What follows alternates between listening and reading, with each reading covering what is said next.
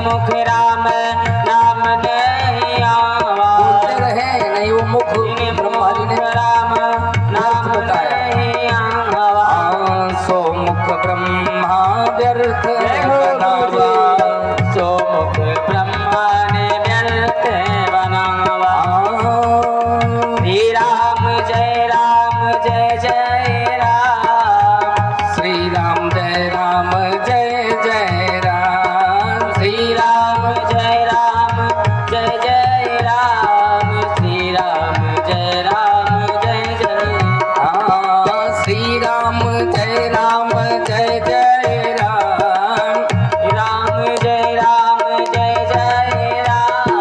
श्री राम जय जय राम।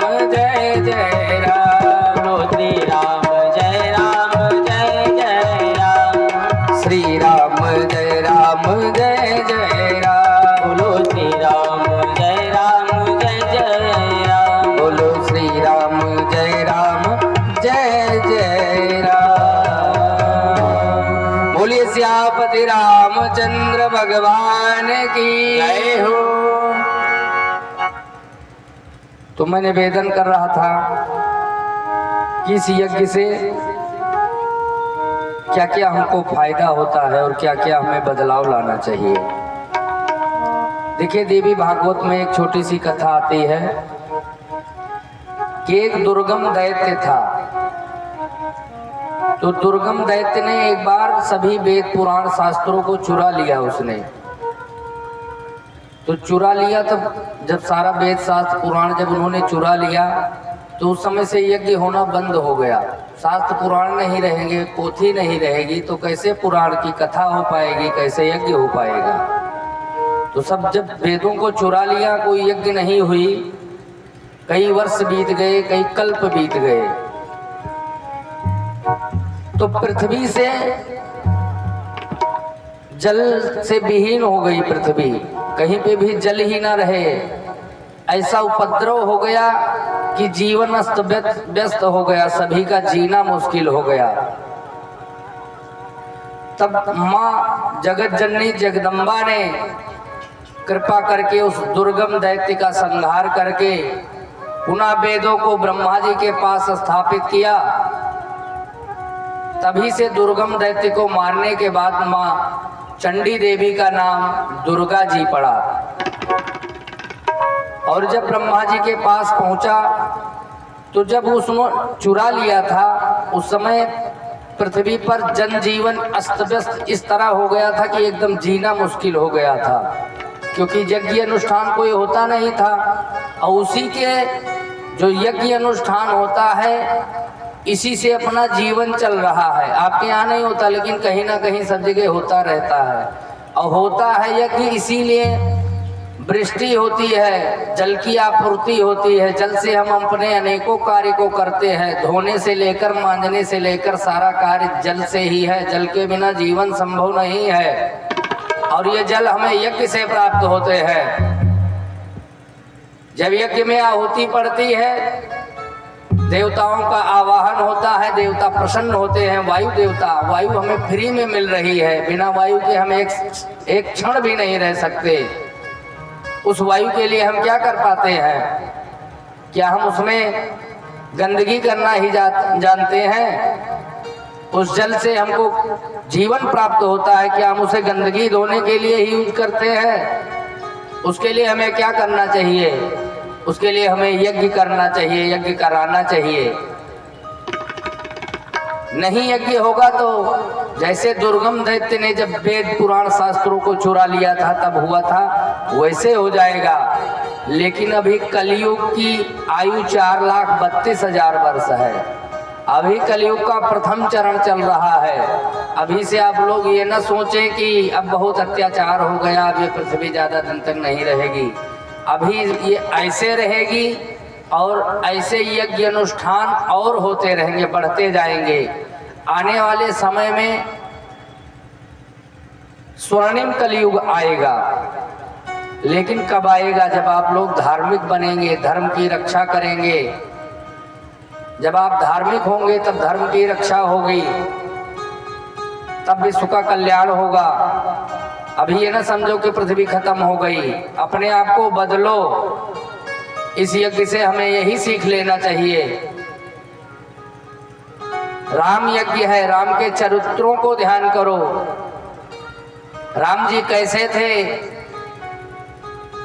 उनका भाइयों से कैसे प्रेम था, उसी प्रकार हमारा भाइयों से प्रेम होना चाहिए। उनका अपनी प्रजा के साथ क्या बर्ताव था, वैसे हमें अपने परिवार में, अपने सगे संबंधी से अथवा कोई भी हो, सभी को सिया राम में जानना चाहिए। मैंने कल निवेदन किया था वर्ण भेद के बारे में, ब्राह्मण क्षत्रिय वैश्य शूद्र, ये तो बहुत बाद वर्ण प्रथा चली है। मैंने कल निवेदन किया था कि सभी एक भगवान की संतान है, कोई भेद नहीं है। भेद क्यों हुआ? कुछ लोग ऐसे ही हैं जिसकी वजह से उनका बहिष्कार कर दिया जाता है कि आप इसको मत छूना, यहाँ से बाहर रहो, यहाँ तक मत आना।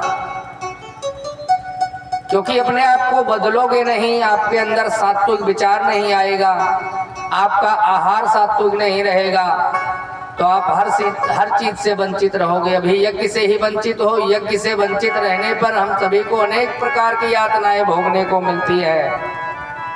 और यज्ञ को मामूली नहीं समझना चाहिए। यज्ञ से पूरे विश्व का कल्याण होता है। तो यज्ञ में सभी को सम्मिलित रहना चाहिए। और प्रार्थना करनी चाहिए यज्ञ नारायण भगवान से कि ऐसे हमें अवसर प्राप्त होता रहे अपने तन मन धन को पवित्र करने का। और जो आपसे लगन लगी है ये कभी टूटने ना पाए, क्योंकि हमने आपसे लगन जोड़ लिया है। किसी संत ने बहुत अच्छा गाया है, और हमको भी लगन लगानी चाहिए भगवान से, ईश्वर से, और विश्वास रखना चाहिए कि ईश्वर हमारे साथ अच्छा ही करेगा।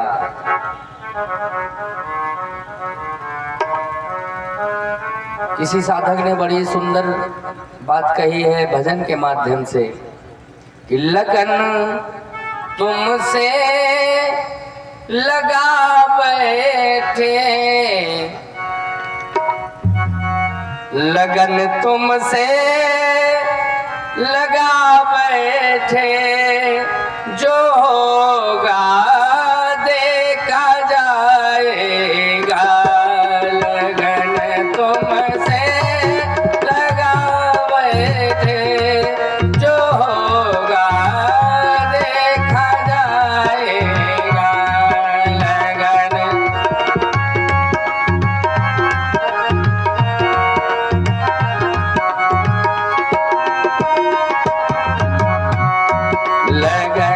तुमसे लगा बैठे, लगन तुमसे लगा बैठे, जो होगा देखा जाएगा।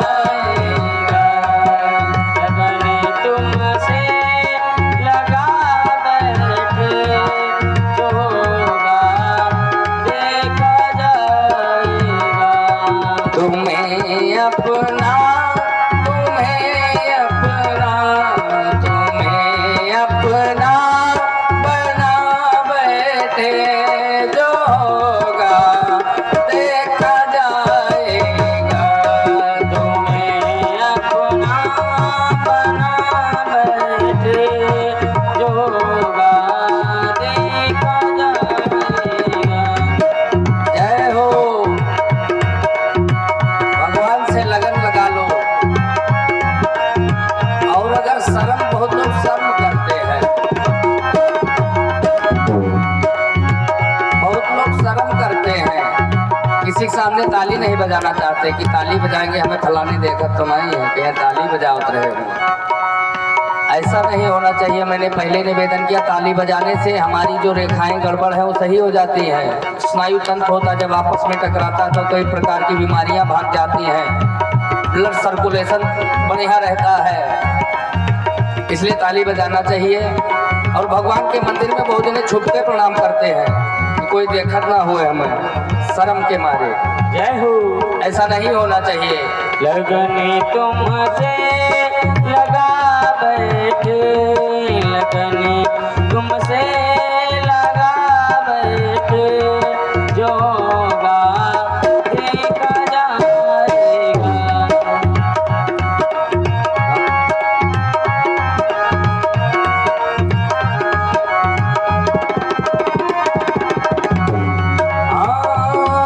कभी दुनिया से डरते थे तो छुप छुप याद करते थे।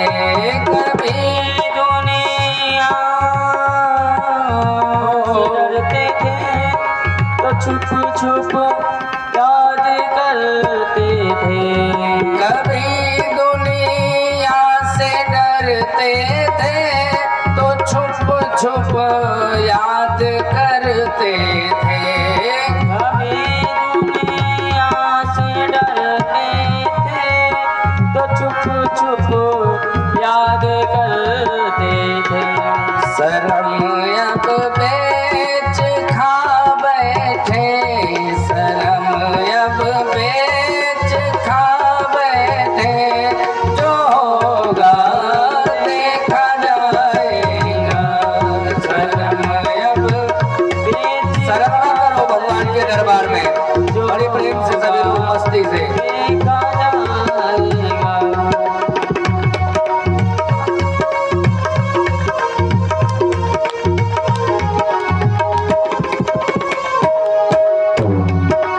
हाँ, दीवाने बन गए तेरे तो दुनिया से है क्या मतलब। दीवाने बन गए तेरे तो दुनिया से ही क्या मतलब।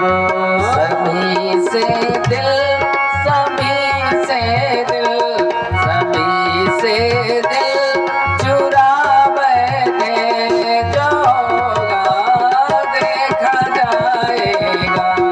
सभी से दिल चुरा बैठे, जो होगा देखा जाएगा। लगन तुमसे लगा बैठे, जो होगा देखा जाएगा।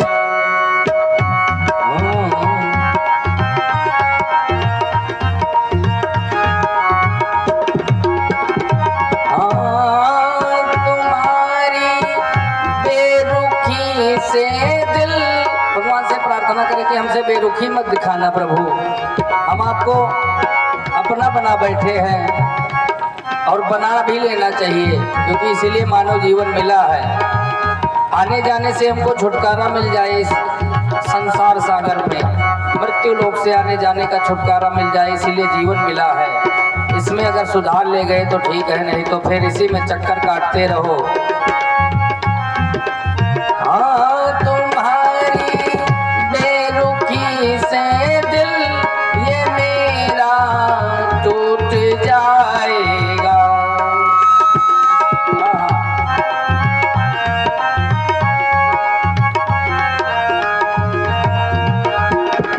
हाँ, तुम्हारी बेरुखी से दिल ये मेरा टूट जाएगा। चमन जीवन, चमन जीवन लुटा बैठे, ये भक्त जीवन लुटा बैठे, जो होगा देखा जाएगा। लगन तुमसे लगा बैठे, जो होगा देखा जाएगा। होगा देखा जाएगा। बोले राघवेंद्र सरकार की जय हो। और लगन लगाओ, फिर प्रार्थना करो भगवान से कि लागी लगन मत तोड़ना। हाँ प्यारे, लागी लगन मत तोड़ना, हरि जी मेरी लागी लगन मत तोड़ना।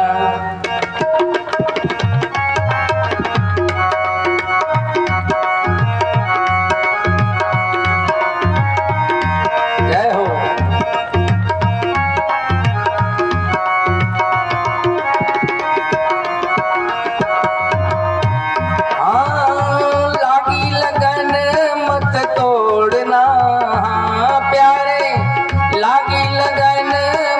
तोड़ना, हरि जी मेरी लागी लगन मत तोड़ना, प्रभु जी मेरी लागी लगन मत तोड़ना।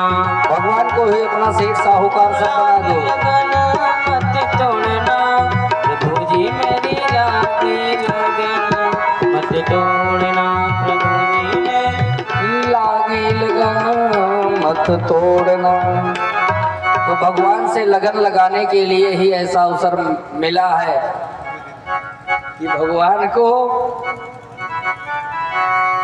हम भगवान के सामने जाते हैं तो अनेक प्रकार से उनसे मांग करते हैं कि हमारा ये मिल जाए, हमको ये मिल जाए, हमको ये प्राप्त हो जाए। और देने वाला तो परमात्मा ही है, लेकिन परमात्मा को यह पता है कि हम सभी को क्या चाहिए। मैंने कल भी निवेदन किया था कि परमात्मा से कुछ नहीं मांगना चाहिए।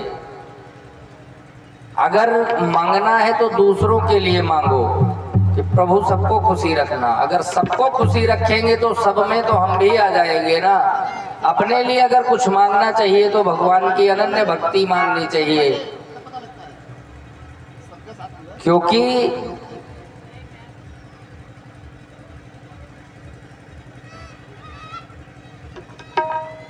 तो मैं निवेदन कर रहा था कि भगवान से भगवान की भक्ति मांगना चाहिए। और अगर आपके अंदर भक्ति जागृत हो गई तो इस राम यज्ञ से, हाँ मैं यज्ञ पर चर्चा कर रहा था कि यज्ञ से हमको क्या फल प्राप्त होता है। तो यज्ञ से, जो यज्ञ से धुआं निकलता है वो वातावरण में मिलता है, वातावरण शुद्ध होता है, जिससे अनेक प्रकार की बीमारियां खत्म होती हैं। और इस यज्ञ से सभी जनमानस को अपना तन मन धन पवित्र करने का अवसर प्राप्त होता है, क्योंकि ये धन है। धन की सार्थकता तभी है जब हम उसको धर्म में लगाएं। अपनी जरूरत पूरा करने के लिए ही धन, तो इसीलिए धन टिकता नहीं है। कभी भी एक नोट आपके पास दोबारा बहुत कम ही आएगी, रुकता इसीलिए नहीं है। और जितना हम दान कर देंगे वही हमारे जीवन में उस तरह फिट हो जाएगा। एक साधारण भाषा में समझिए कि दान जो हम करते हैं तो ये हमारे जीवन में इस तरह फिट होता है जिस प्रकार अलार्म लगाया जाता है। तो अलार्म अगर अभी आप लगाओगे जिस समय के लिए, वो उसी समय पर बजेगा।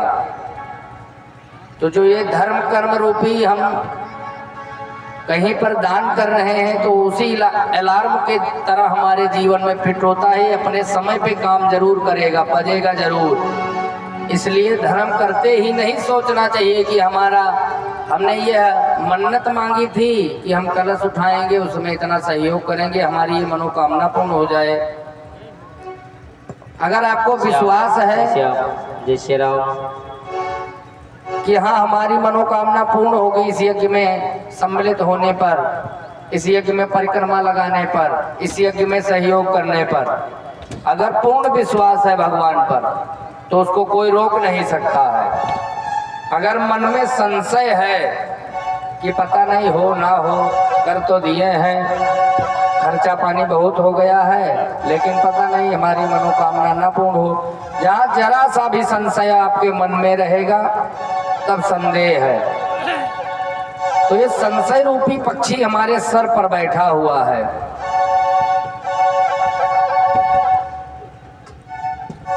तो संशय रूपी पक्षी हमारे मन में संशय उत्पन्न करता है, इसीलिए हमें भगवान पर पूर्ण विश्वास नहीं हो पाता है, थोड़ा सा संशय रह जाता है, इसीलिए हमारी मनोकामनाएं पूर्ण नहीं हो पाती। तो संशय रूपी पक्षी कब उड़ेगा? गोस्वामी तुलसीदास जी ने कहा है, वो राम कथा सुंदर करतारी, राम कथा सुंदर करतारी, संशय विहग उड़ावन हारी।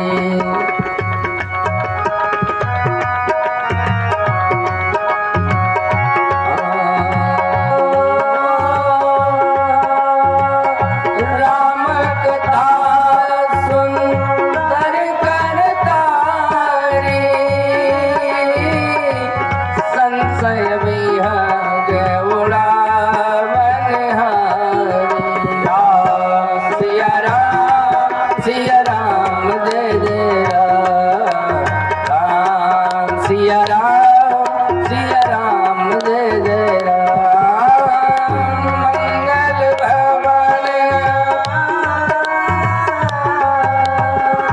मंगल भवन अमंगल हारी, द्रवहु सुदस रथ अजेर बिहारी। राम सिया राम जय जय राम, सिया राम जय जय राम। सभी को प्रार्थना करनी चाहिए। रामचरितमानस का चाहे एक ही दोहा, दो दोहा, एक चौपाई जरूर रोज पढ़ना चाहिए। हिंदी वाला रखो, चौपाई पढ़ो, उसकी हिंदी पढ़ो। मैं गारंटी के साथ कहता हूँ, मन से आप पढ़ोगे तो आपको पढ़ते पढ़ते आंसू आ जाएंगे। ऐसे हमारे श्री राम जी के चरित्र हैं, ऐसे श्री राम जी के यज्ञ में हम लोग बैठे हैं। इस श्री राम यज्ञ से हमको क्या सीख लेना चाहिए? तो प्रभु से यही प्रार्थना करनी चाहिए, उन्हीं पर सब कुछ छोड़ देना चाहिए। ओ जय विधि होए नाथ हित मोरा, करहु सुबेरी दास मैं तोरा। राम सिया राम जय जय राम, राम सिया राम जय जय राम। जाकर नाम सुनत शुभ होए, मोरे गृह आवा प्रभु सोई। राम सिया राम जय जय राम, राम सिया राम जय जय राम, सिया राम जय जय राम, राम सिया राम जय जय राम। बोले सियापति रामचंद्र की। तो जो संशय हो जाता है, वो संशय हमारा कैसे दूर होगा? गोस्वामी बाबा ने कहा है कि जहां भी राम कथा हो वहां पर ताली बजाकर राम कथा सुंदर कर तारी, कर माने हाथ, हाथ से जब ताली बजाओगे तो जो संशय रूपी पक्षी हमारे सर पर बैठा हुआ है, भगवान पर तुरंत संशय उत्पन्न कर देता है। वो संशय रूपी पक्षी जब हम ताली बजाएंगे, किसी खेत में पक्षी कहीं बैठा हो वहां पर जाके ताली बजाओ तो अपने आप उड़ जाएगा। उसी प्रकार से संशय रूपी पक्षी हम सभी के सर पे बैठा हुआ है, वही भगवान पर हमें विश्वास नहीं होने देता। वो संशय रूपी पक्षी कैसे उड़ेगा? जब हम भगवान की कथा में बैठेंगे और ताली बजाएंगे, ताली बजाकर उनका कीर्तन करेंगे तो हमारी रेखाएं तो सही होगी ही। हमें वैज्ञानिक दृष्टि से भी ताली बजाने का विशेष महत्व है। 24 घंटा में 1-2 घंटा ताली बजाना चाहिए, बजा के कीर्तन करना चाहिए। क्योंकि जब कहीं ना जिया लागे, एक हमारे महाराज जी थे, वो 2 लाइन बोलते थे कि जब कहीं ना जिया लागे तो हरी शरण जइयो, कहीं ना जिया लागे तो हरी शरण जइयो। जब कहीं ना मन लगे तो भगवान की शरण में जाओ, उन्हीं से अपनी व्यथा सुनाओ, वही आपका कल्याण करने वाले, किसी और से नहीं सुनाना चाहिए। कहीं ना जिया लागे तो हरी शरण जइयो, कहीं ना जिया लागे तो हरी शरण जइयो। जो मांगे मिले ना, जो मांगे मिले ना, वो बिन मांगे पैयो, जो मांगे मिले ना। जो मांगे से भी नहीं मिलता वो बिना मांगे पा जाओगे। ये भगवान की कृपा होती है। जो मांगे मिले ना, वो बिन मांगे पैयो। कहीं ना जिया लागे तो हरी शरण जइयो, कहीं ना जिया लागे तो प्रभु शरण जइयो।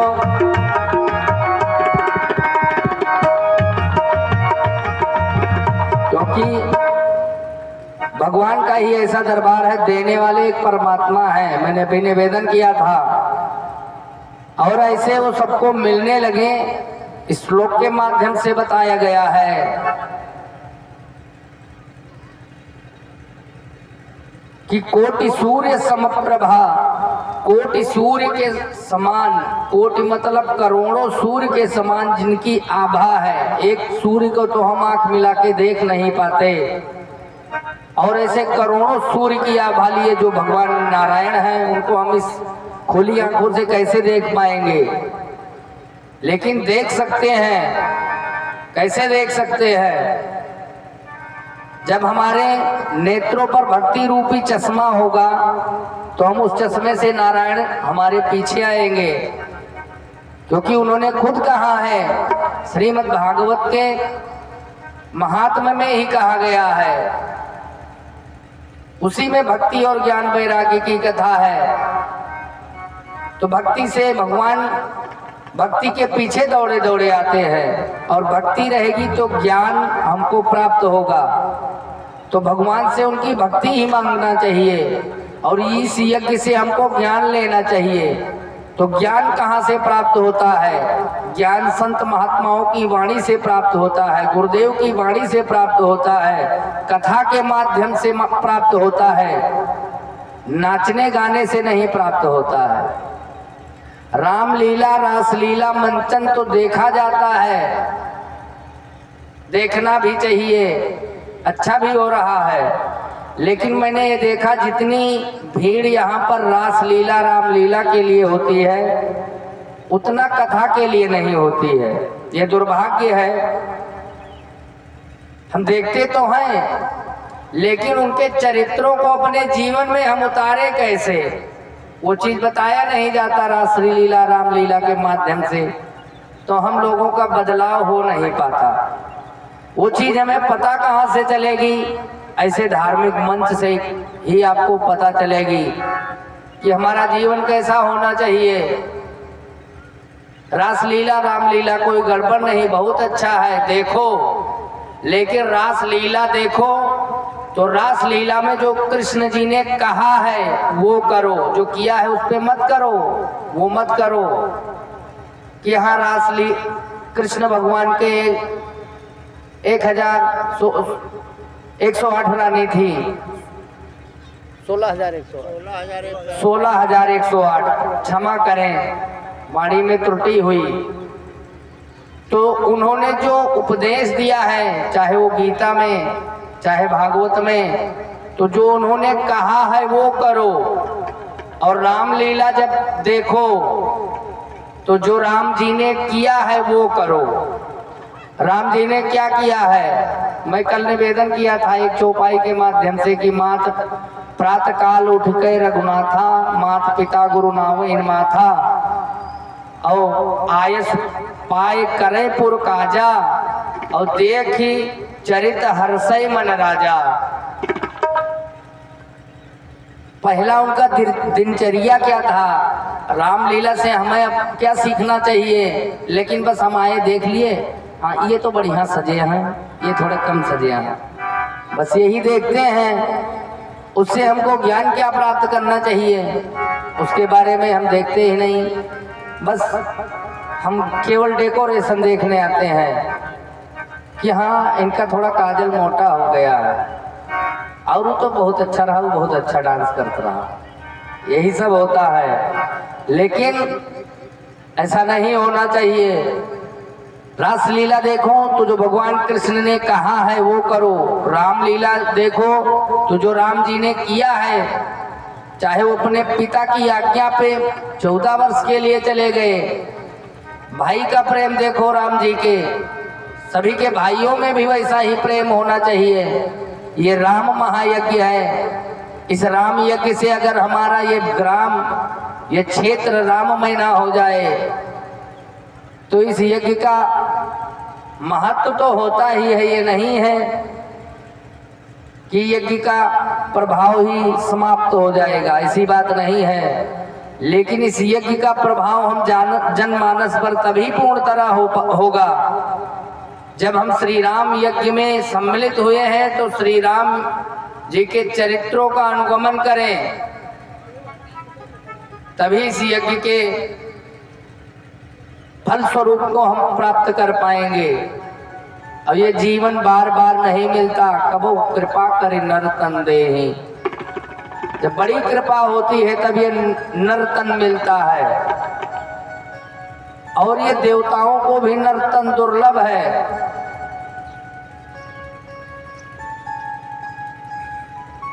इसलिए नर्तन पाए हैं तो नर्तन को सार्थक कर दे, इसलिए हमको मिला है। इस यज्ञ से सबको ये सीख लेना चाहिए कि हमारे भाइयों में सदैव प्रेम रहना चाहिए, क्योंकि राम जी के भाइयों के प्रेम को आप देखो समझो, इसीलिए ऐसा अवसर हम सभी को प्राप्त होता है। और ज्यादा से ज्यादा कथा सुनना चाहिए। देखने का डेकोरेशन देखो, उसके लिए कोई वो नहीं है, किसी का बहिष्कार नहीं है, लेकिन देखो तो उनके पद चिन्हों पर चलो। तो हमें नहीं लगता कि देखने से ज्यादा, क्योंकि जो पाप है ना, पाप ज्यादा सबसे ज्यादा कहाँ से होता है बताएंगे आप? कोई बताए कि पाप इस शरीर से सबसे ज्यादा कहाँ से होता है?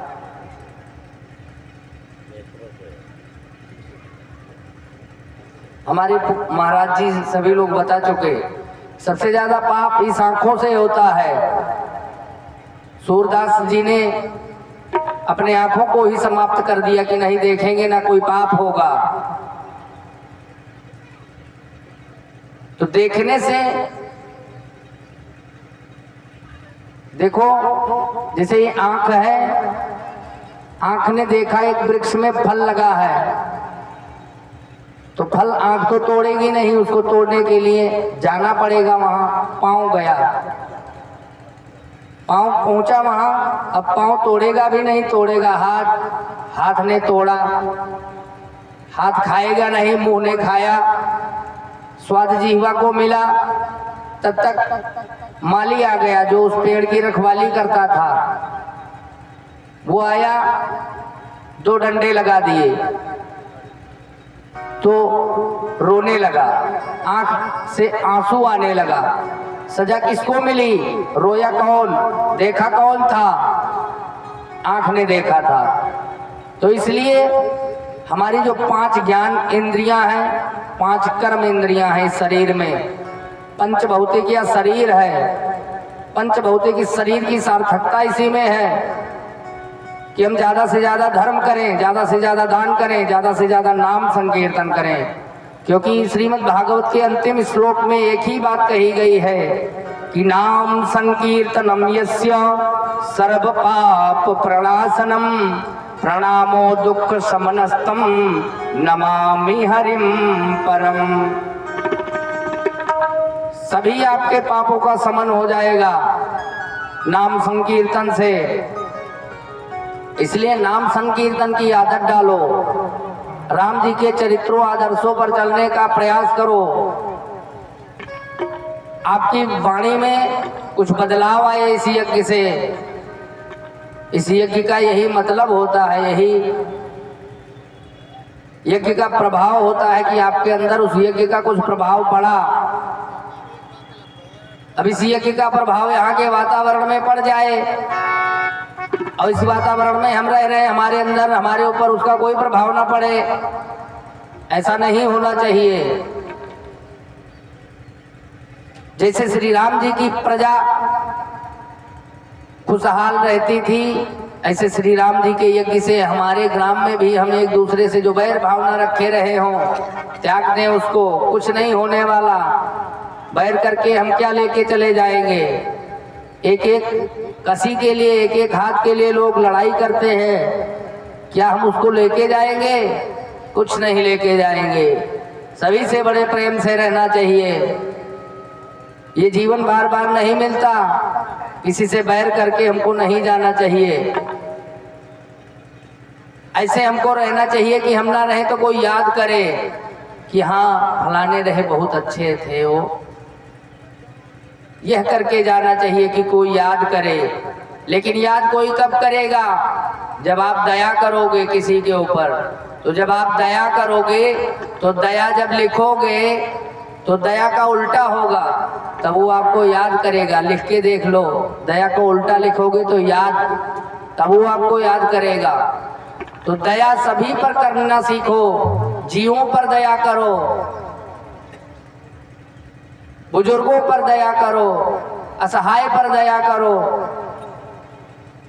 यही इस यज्ञ का मतलब होता है कि यज्ञ के माध्यम से जनमानस को इकट्ठा करेंगे, उसको धर्म से जोड़ेंगे, धार्मिक बातें उसके अंदर पुष्ट करेंगे।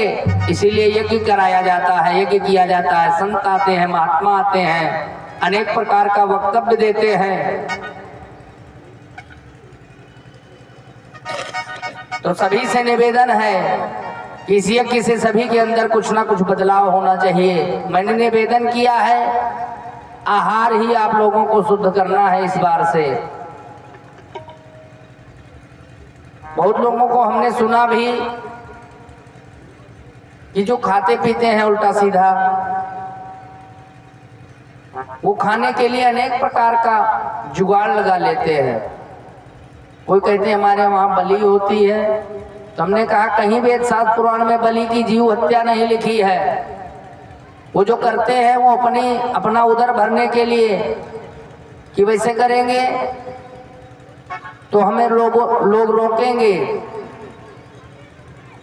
तो ऐसा जब बहाना बना के करेंगे तो कोई रोकेगा भी नहीं। जीव हत्या ना करो। मैंने कल बताया था बकरा केवल घास खाता है, लेकिन तब भी उसका गला रेत दिया जाता है। और सोचो जो उसको खाएगा उसका क्या हाल होगा।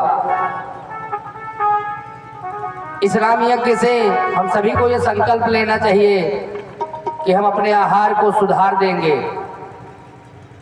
हम शुद्ध शाकाहारी हो जाएंगे इस बार से। और ये अवसर इसीलिए आपको दिया है भगवान ने, 5वीं बार दिया है। 12 साल बाद ऐसा अवसर मिला है, फिर पता नहीं ऐसा अवसर प्राप्त होना हो।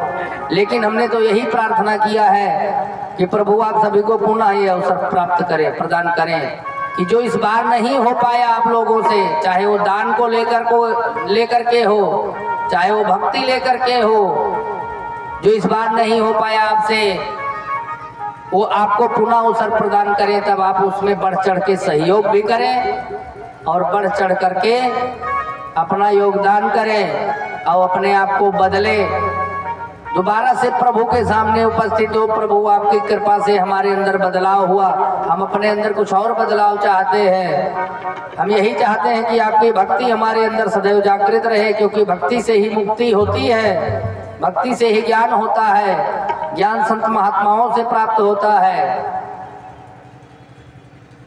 इसलिए और ये जीवन बड़ा अनमोल है। ये जीवन की गाड़ी चली जा रही है, उतरने की मंजिल करीब आ रही है। किसी साधक ने लिखा है, ये जीवन की गाड़ी चली जा रही है, उतरने की मंजिल करीब आ रही है, ये जीवन की गाड़ी चली जा रही है, उतरने की मंजिल करीब आ रही है, ये जीवन की गाड़ी।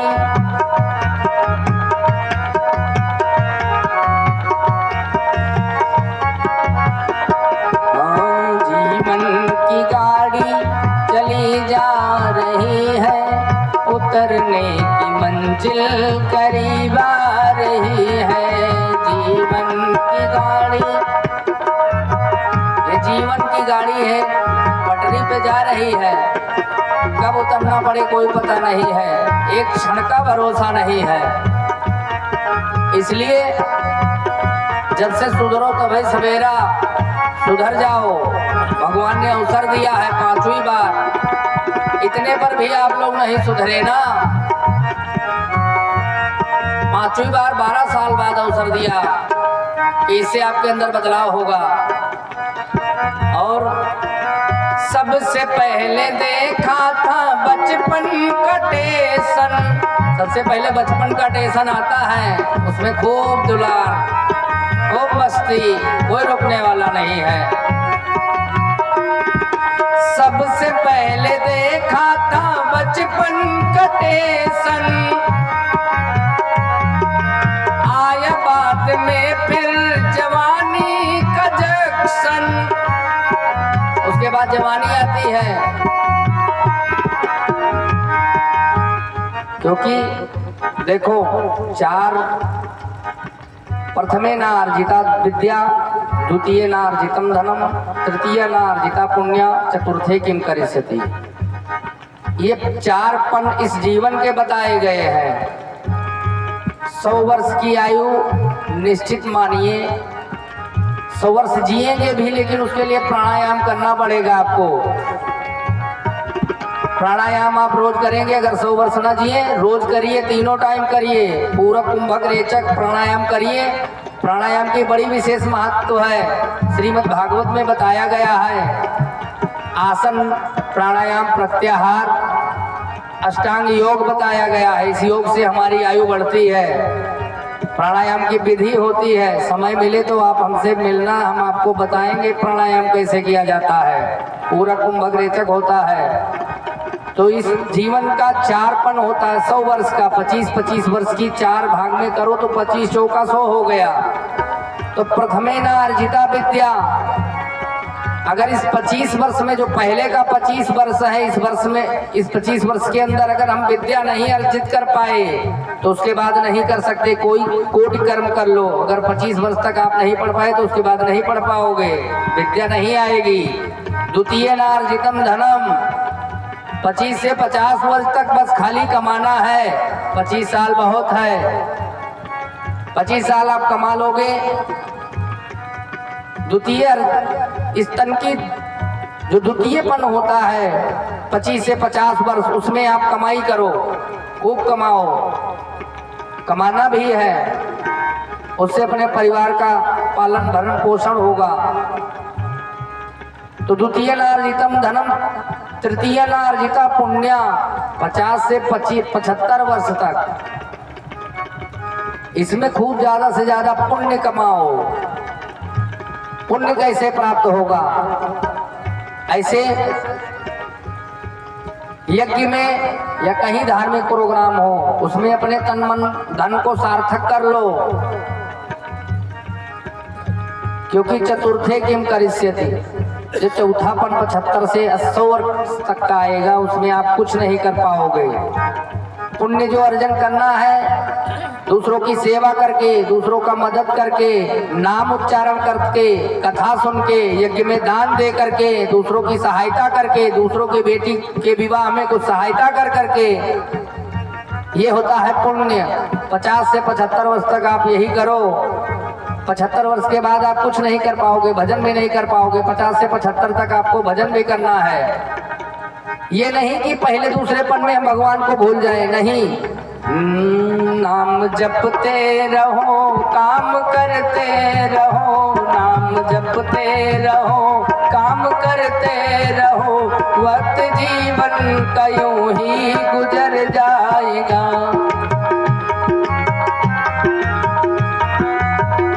नाम जपते रहो, काम करते रहो, वक्त जीवन का यूं ही गुजर जाएगा।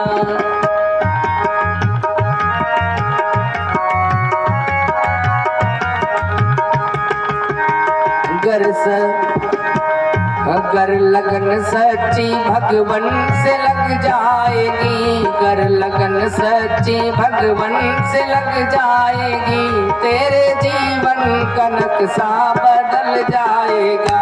काम जपते रहो, काम करते रहो, वक्त जीवन का यूं ही बदल जाएगा।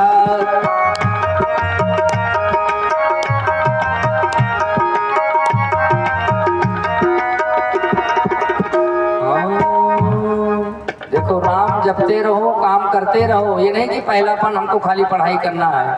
पढ़ाई करना है 25 वर्ष तक, 25 से 50 तक धन कमाना है भगवान का सहारा लेते हुए। तो 50 से 75 तक आपको भजन कीर्तन करना है, और नहीं 75 के बाद जब सब दांत गिर जाएंगे तब कहोगे राम, तब निकलेगा आम, तब भजन भी नहीं हो पाएगा। इसलिए अपने आप को बदलो, इस यज्ञ से हमारे ऊपर प्रभाव पड़े,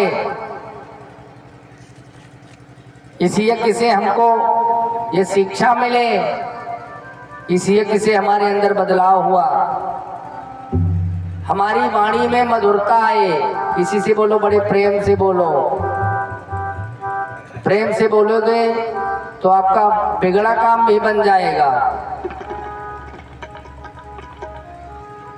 और ये मानव तन मिला है केवल भजन करने के लिए, क्योंकि तभी जब जीव गर्भ में रहता है, कल निवेदन किया था मैंने कि जीव जब माँ के गर्भ में रहता है उल्टा लटका रहता है, प्रार्थना करता है प्रभु हमें इस नरक कुंड से बाहर करो, हम पहुंच के आप ही का भजन करेंगे, और आकर के हम इस माया में पड़ जाते हैं। गर्भ जीव जैसे आता है उसी समय माया प्रारंभ हो जाती है। इसलिए इस नरक से, आवागमन से हमको छुटकारा पाना है, और ये छुटकारा हमें तभी प्राप्त होगा जब हमारे मुख से अंत समय भगवान का स्मरण होगा। अंतमति वह गति, अंत समय में जहां पर आपकी मति रहेगी वही गति आपको प्राप्त होगी। इसलिए भगवान में ही ज्यादा प्रेम करो कि फिर आवागमन से छुट्टी हो जाए, दुख न देखना पड़े। और सभी लोग दुखी हैं, सुखी कौन है? सुखी केवल राम के दास हैं, जो संत हैं वही सुखी है, क्योंकि उनको किसी चीज का परवाह नहीं है कि हमारा खेत सुखान जात है, वहाँ खाद नहीं पड़ी है, हमें उसका कटावे है, इस सब से दूर है। वीतराग वैराग्य है, भगवान से प्रेम है, उन्हीं को भगवान की शरणागति। कोई ये नहीं कि आप भी पूज्य महाराज जी के जैसे दंड धारण करके घूमो या भगवान से अपने को जोड़ने का प्रयास करो, नहीं। हम गृहस्थ में भी रह करके भगवान से जुड़ सकते हैं, बस उनसे प्रेम होना चाहिए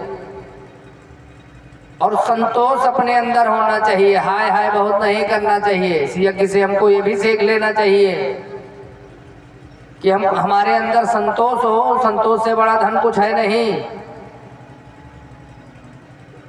इसलिए सभी से प्रार्थना है, आइए बड़े प्रेम से थोड़ी समय में आरती करेंगे। हमसे बाबा जी ने कहा था कुछ कथा सुनाओ, एक दिन में हम कौन सी कथा सुना दें। हम यही सोचते रह गए कि हम कथा क्या सुनाएं। तो सभी से निवेदन है कि इस यज्ञ से सभी के अंदर बदलाव होना चाहिए। जो माताएं बहनें कलश उठाई हैं, कल पूर्णा होती है, कल सुबह 9 बजे तक आप लोग जो सामग्री भेजना है, ये नहीं कि दिन भर भेजते रहो। 9 बजे तक आपकी जो भी सामग्री हवन की हो या गरीब नारियल गोला हो, जो भी हो वो 9 बजे तक आप सुबह भिजवा दीजिए, क्योंकि समय से आहुति पूर्णाहुति होगी, उसके बाद भंडारा भी होना है, इसलिए यज्ञ कार्यक्रम समय से प्रारंभ होगा। और कोई जटा वाला सूखा नारियल देता है वो ना दें। अगर आपको नहीं मिल पा रहा है तो एक सुपारी ले ले और एक कलावा जो रक्षा सूत्र है, रक्षा सूत्र के साथ आप लोग गरी गोला और सुपारी देंगे, उससे आपके हाथ से आहुति तो कराई ही जाएगी, मतलब आपके दिए हुए उस चाहे वो नारियल हो चाहे सुपारी हो पूर्णाहुति दी जाएगी यज्ञ नारायण भगवान को। और पूर्णाहुति का मतलब होता है इस यज्ञ में हमारी परिक्रमा का, हमारी कथा का, हमारी लीलाओं को देखने का जो फल होता है उसकी पूर्ण फल की प्राप्ति हमको होती है, इसलिए पूर्णाहुति किया जाता है। यज्ञ की पूर्ण फल की प्राप्ति के लिए पूर्ण आहुति दी जाती है। तो पूर्णाहुति के लिए आप लोग गरी गोला और रक्षा सूत्र जरूर देंगे। अगर गरी गोला नहीं है आपके पास तो सुपारी दे देंगे और रक्षा सूत्र पुनः आपको वापस दिया जाएगा। आप लोग अपने और अपने परिवार को बांधेंगे। रक्षा सूत्र का मतलब होता है रक्षा। यज्ञ नारायण भगवान के इस पूर्णाहुति में आप अपने रक्षा से और अपने द्वारा दी गई पूर्णाहुति से पूर्णाहुति में सम्मिलित होंगे तो वो रक्षा आपकी रक्षा करेगा। तो अपने परिवार में वो रक्षा सभी लोग बांधेंगे और पुनः यही भगवान से प्रार्थना करेंगे कि ऐसा अवसर में पुनः प्राप्त होता रहे। हमारे अंदर ज्ञान, मैंने अभी निवेदन किया था, ज्ञान जब तक हमको नहीं होगा, ज्ञानम इतेषाम अधिकम विशिष्टम ज्ञानेन हीना पशुभिः समाना, अर्घ ज्ञान से हम हीन है तो पशु के समान है, धर्म से हीन है तो पशु के समान है। इसलिए खूब दान करो, खूब धर्म करो। और ये दान तभी होगा जब ऐसा आयोजन होगा, तभी होगा ना। तो इसलिए भगवान से प्रार्थना करो कि हमें दान देने का अवसर प्राप्त होता रहे, आपकी सेवा करने का अवसर प्राप्त होता रहे, आपकी कथा भी सुनने का। देखो कथा ही व्यथा का दूर कर सकती है। जो हमारे अंदर व्यथा है, विकार है, वो केवल कथा ही दूर कर सकती है और दूसरा साधन नहीं है। संत भगवान की संगति ही, सत्संग ही हम लोगों की व्यथा को दूर कर सकता है। हमारे अंदर जो बुराइयां हैं वो ऐसे ही प्रवचन कथा के माध्यम से जो हमारे अंदर बुराइयां हैं वो दूर होंगी। इसलिए सभी से बारंबार निवेदन है कि कथा से बिल्कुल ना चूकें। नाच गाना बहुत होता है। एक छोटा सा कवित्त है, हमारे गुरुदेव भगवान कहते थे कि भगवंत कथा न रुचि जिनको, नहीं क्षमा करें, परिपूर्ण पाप के खातिर ही भगवंत कथा न रुचि जिनको। ये पूर्व जन्म का आपका पाप है जो आपको कथा नहीं अच्छी लग रही है। परिपूर्ण पाप के खातिर ही भगवंत कथा न रुचि जिनको, स्वयं वैश्या नारी बुलाई लई। और जिनको कथा नहीं अच्छी लगती है उनके यहाँ घर पे मुंडन होगा तो कहिए हमें भैया आर्केस्ट्रा वही वाला चाहिए, हम वही करवाएंगे अपने यहाँ। ऐसा नहीं होना चाहिए। कभी बच्चा हो, बच्चे का मुंडन हो, विवाह हो, उसमें कोई धार्मिक कार्य करवाओ, तब आपका जो पोता पोती होंगे वो धार्मिक होंगे, तभी कल्याण होगा। नहीं वो पोता पोती आएंगे दादी पहले लात से मारेंगे।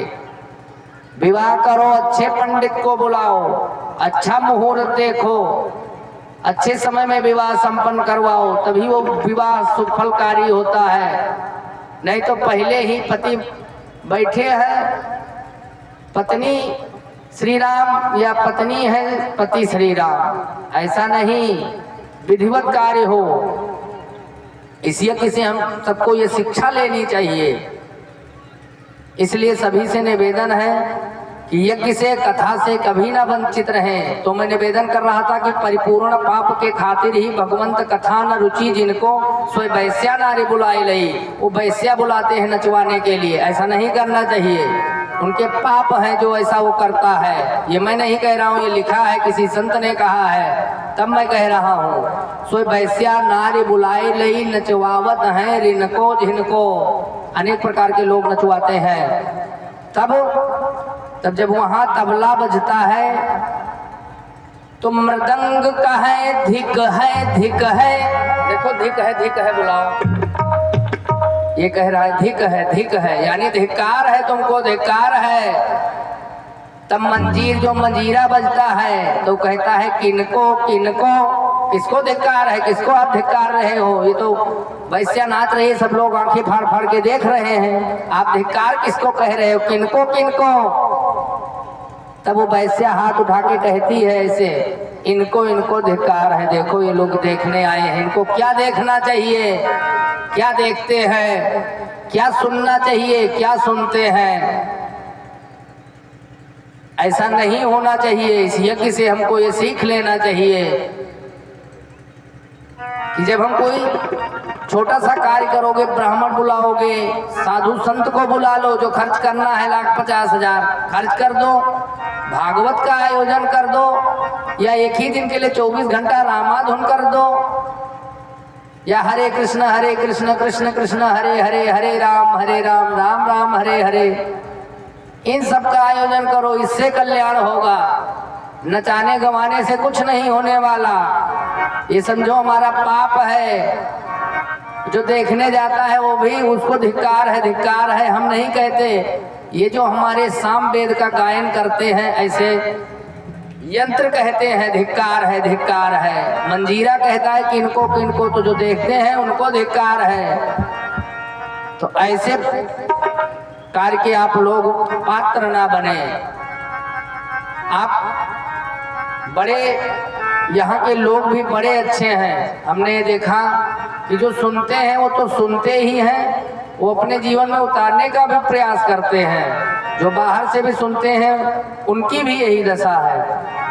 आप लोग बहुत अच्छे हैं। आप लोग इस बार की यज्ञ से अपने अंदर बदलाव जरूर लाएंगे, और सभी लोग यही प्रार्थना करेंगे कि हमें पुनः ऐसा अवसर प्राप्त हो, और उस अवसर पे हम ज़्यादा से ज़्यादा कथा सुने। कथा से ही व्यथा दूर होगी, कथा से हमारे अंदर विकार दूर होगा।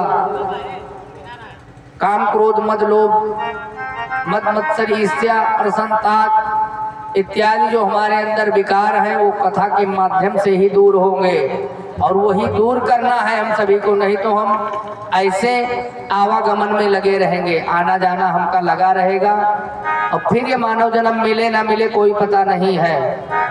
मानव जीवन की कोई गारंटी नहीं है। ये जीवन पा करके अगर आपने मोक्ष का साधन नहीं ढूंढ लिया तो इस जीवन को धिक्कार है। इसलिए सभी से बारंबार निवेदन है कि आप लोग अपने अंदर बदलाव जरूर लाएं, अपने परिवार में प्रेम भावना रखें। समाज में आप लोग चलते हैं, समाज में सभी से व्यवहार रखें। होली आने वाली है, होली से हमको क्या यही होली खाने पीने के लिए है कि गज्जे गज्जे खाएं पिएं? ऐसा नहीं होना चाहिए। होली वृंदावन कभी जाके देखो आप। वृंदावन में होली हुई, होली कृष्ण भगवान और गोपियों के बीच में हुई।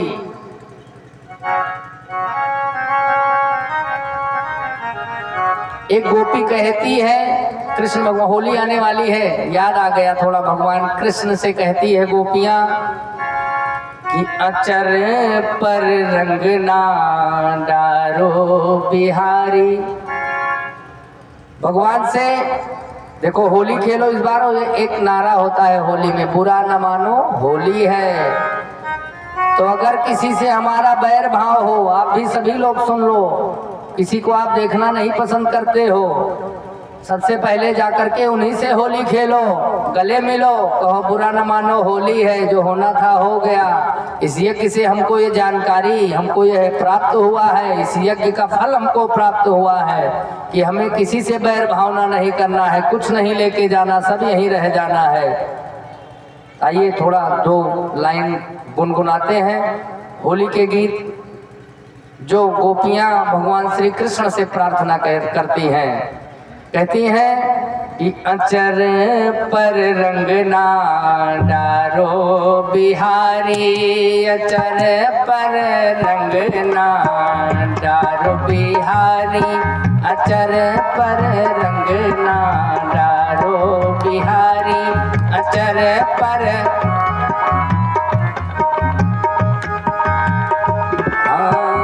जो मोरे अचरन पर रंग डरी हो, जो मोरे अचरन, जो मोरे अचरन पर रंग डरी हो, देव हजारों गारे, अचर पर रंग ना डारो बिहारी, अचर पर रंग ना डारो बिहारी।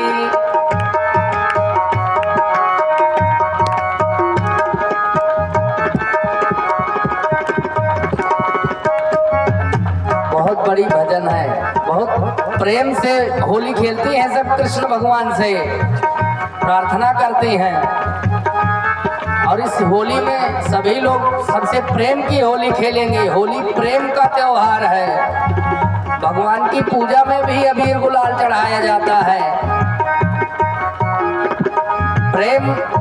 कि होली होनी चाहिए, बुरा न मानो होली है। इस बार से सभी लोगों से निवेदन है कि आप लोग प्रेम की होली खेलेंगे, सभी से बोलेंगे। गोपियां कहती हैं जो मोरे चरण पर रंग डरी हो, जो मोरे चरण पर रंग डरी हो, देव हजारों गारे अचर पर रंग ना डारो बिहारी, अचर पर